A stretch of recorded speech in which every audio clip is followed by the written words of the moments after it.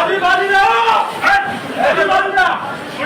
ভিক্ষা ভিক্ষা ভিক্ষা ভিক্ষা ভিক্ষা মামলা, ভিক্ষা মামলা, ভিক্ষা মামলা দর্শন করছে, ভিক্ষা মামলা দর্শন করি নাই আমি, ভিক্ষা মামলা, এরা ভিক্ষা মামলা।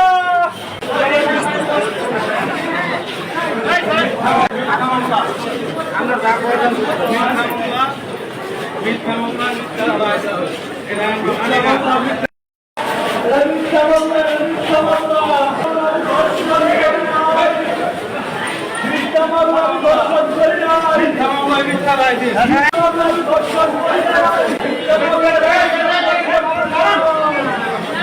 মামলা, মিথ্যা মামলা দর্শন করি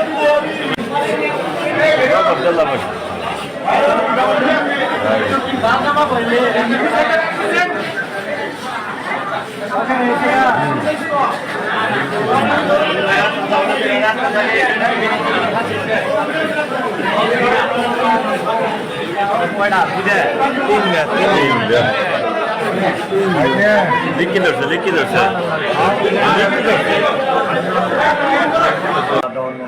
জামালপুর বিগত 10/4/22 তারিখে দেওয়ানগঞ্জ থানায় অভিযোগ দায়ের করেছে তার মা সূর্য বানুকে এই আসামি দুইজন অর্থাৎ আসফর আলী এবং জাহিদুল ইসলাম ঘরের ভিতরে প্রবেশ করে জোরপূর্বক দর্শন।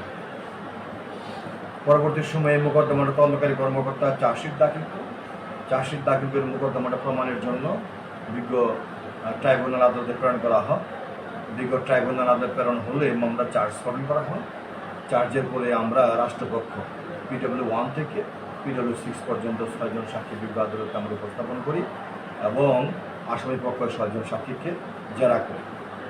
তো আমরা মোকদ্দমাটা গতকালকে আর্গুমেন্টের ডেট ছিল, তো আর্গুমেন্ট থাকার পরে দুজন আসামি হাজির ছিল, আসফর আলী এবং জাহিদুল হাজির ছিল। আজকে বিজ্ঞ ট্রাইব্যুনাল মোকদ্দমাটা রায়ের জন্য দিন ধার্য করে। রাষ্ট্রপক্ষ অর্থাৎ প্রসিকিউশন পক্ষ মোকদ্দমাটা প্রমাণ করতে সমর্থ হয়।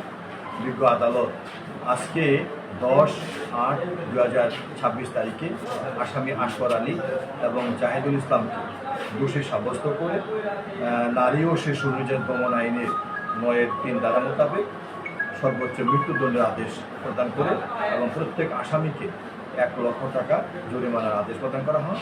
জরিমানার টাকা আসামি বাদীপক্ষ প্রাপ্ত হবে। এখানে একটা উল্লেখ্য, এই আসামি যখন তাকে দর্শন করতে যায় অর্থাৎ দর্শন করেছে, তৎপরবর্তী সময়ে এই আসফর আলী ওরা ডিফেন্সে বলেছে, আমরা এটা বলি না, যে লিঙ্গ কেটে দেওয়া হয় এবং লিঙ্গ কেটে দিলে তৎপরবর্তী সময়ে ওই আসফর আলী আজকে বাদীর বিরুদ্ধেও একটা মোকদ্দমা দায়ের করেছিল।